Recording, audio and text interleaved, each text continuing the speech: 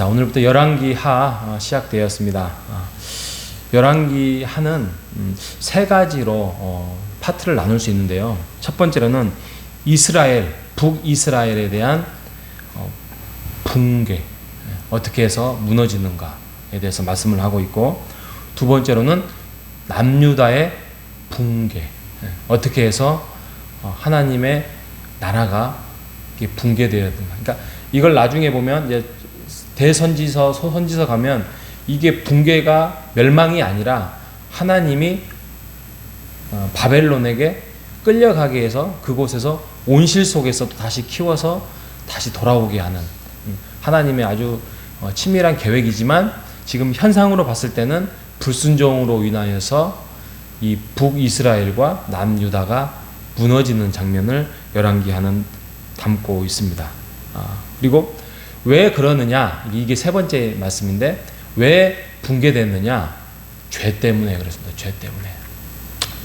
우리가 성경을 읽어보면 여러분이 아시겠지만, 하나님은 능력이 많으시고 창조주시고, 또 예수님이 하나님의 아들로서 어떠한 방법으로든지 예수 그리스도를 이 땅에 보내주시면서까지 그의 문제를 해결하려는 하나님은 사랑과 은혜와 능력과 자비가 풍성하신 하나님이십니다.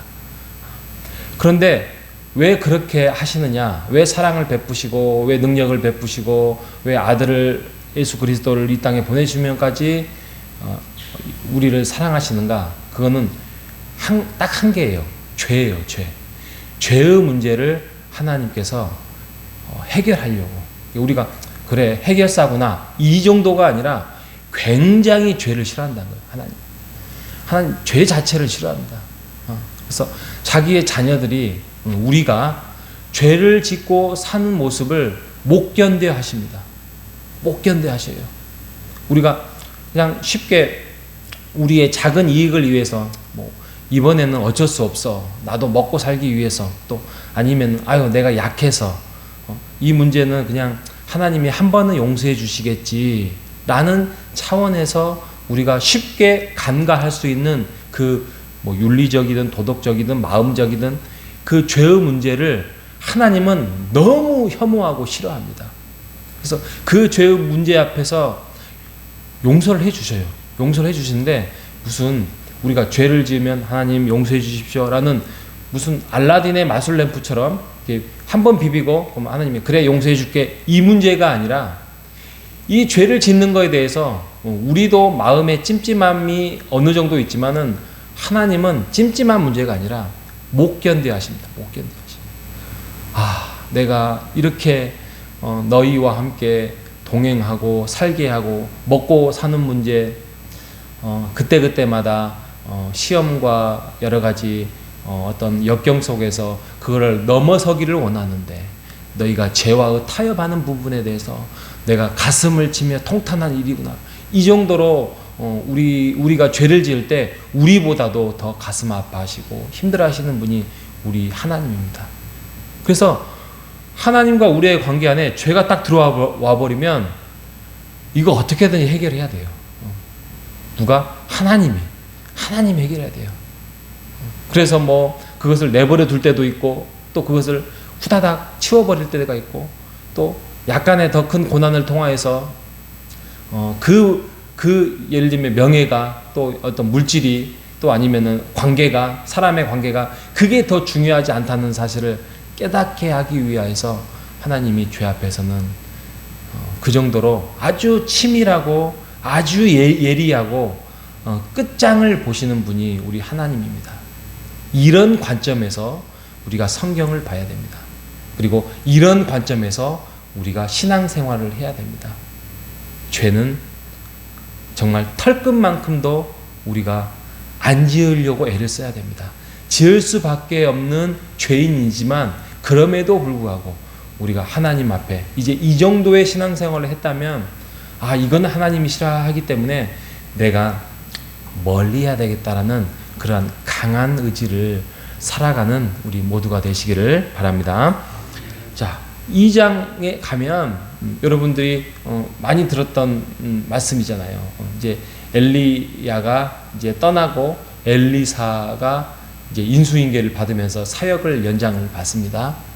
근데 여러분 성경에 보면 죽지 않고 하늘로 승천했던 인물이 2명이 나오는데 한 사람은 창세기에 나와 있는 에녹이고 두 번째가 바로 이 엘리야입니다. 불말과 불병거를 타고 하늘로 휙 올라가 버려요. 이게 엘리사가 이제 남아서. 근데 이 성경의 이 분위기 2장을 보면 엘리사에게는 그리 많은 능력이 없었던 것 같습니다. 그래서 엘리야에게 간청하고 부탁하고, 그래서 내가 무엇을 해주기를 원해? 그랬더니 당신의 영감을 갑절로 주십시오. 이 장면이 나옵니다. 그래서 그냥 휙 지나갈 수 있는 단어이지만 그게 아니라 그게 사역의 특징을 말합니다. 어떤 신학자가 발견하기를 이 엘리사의 사역의 특징이 갑절입니다. 갑절. 아니나 다를까 보면 엘리야가 유명하잖아요. 엘리야는 들어봤지만 보통 사람들이 엘리사 누군가? 동생인가? 아들인가? 뭐 이렇게 생각할 수 있는데 전혀 상관없고요. 그냥 이름만 비슷합니다. 근데 그 열왕기하를 읽다 보면 정말 많은 사역을 행합니다. 엘리야가 행했던 것보다 정말 많은 사역을, 기적을, 또 사역을 행하는 모습을 우리가 볼 수 있습니다. 그래서 엘리사의 특징은, 사역의 특징은 갑절입니다. 갑절. 그래서 우리가 이것을 토대로 해서 아까 죄의 문제, 또 엘리사의 사역의 특징, 이런 것들을 잘 살펴보면서 열왕기하를 이제 읽어보시면 많은 기적과, 근데 이런 것들이 아무리 사역자가 바뀌고 아무리 선지자가 바뀌고 아무리 왕들이 바뀌더라도 바뀌지 않는 것이 하나 있습니다. 그게 뭔지 아십니까? 그거는 하나님입니다. 하나님의 계획입니다. 하늘이 무너지지 않는 한 하나님의 계획은 바뀌지 않습니다. 여러분, 그거 하나를 우리가 붙들고 가시면 좋겠습니다. 우리 장로님 2분 계시지만 제가 이제 전통교회에서 살다 보면 어떤 분들을 계시냐면, 장로님들이 이제 은퇴를 하셨어요. 은퇴를 하셨는데, 은퇴를 하면 그냥 사역에 더 열심히 하시는 분도 계셔요. 근데 이 사역이 너무 열심히 하다 보니까 자기 자신이 아니면 교회가 유지되지 않을 거다. 이건 뭐 생각해 보니까 장로님이나 목사님은 똑같습니다. 은퇴하신 목사님, 은퇴하시는 장로님들이 내가 아니면 우리 교회는 유지가 되지 않습니다. 이런 열정이 계셔요. 그래서 80이 돼도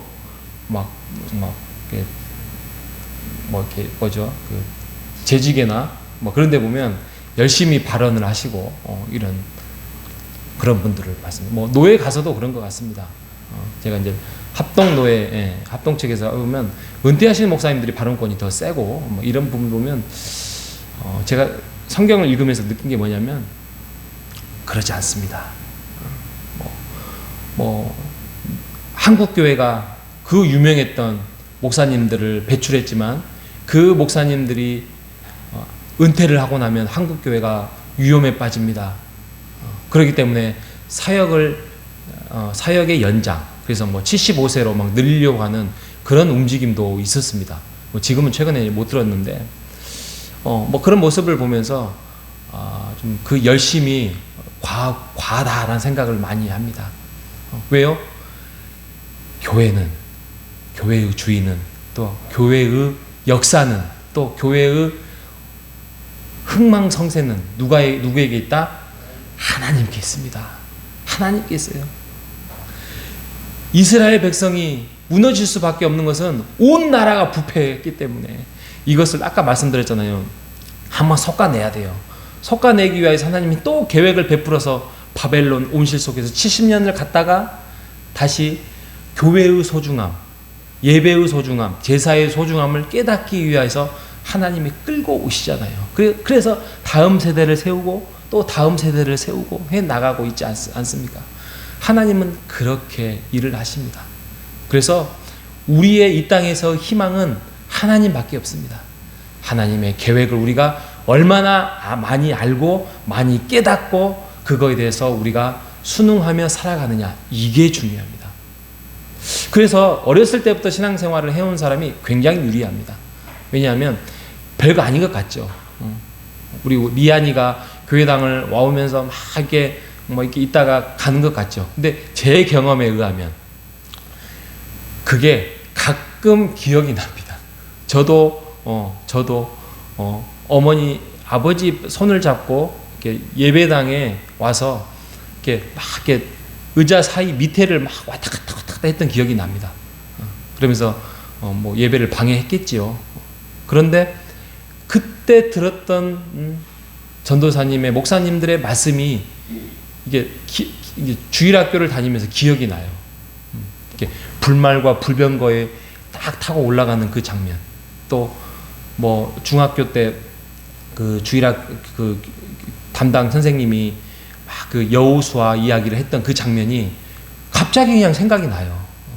그런 것처럼 우리가 지금부터라도 성경을 정말 114 성경이 우리에게는 훌륭한 무기로 있기 때문에 열심히 읽어가시면서 여러분들이 조금씩 스며들게 하는 여러분 되시기를 바랍니다. 그러다 보면 어떤 일이 벌어지냐면 신앙생활을 하잖아요.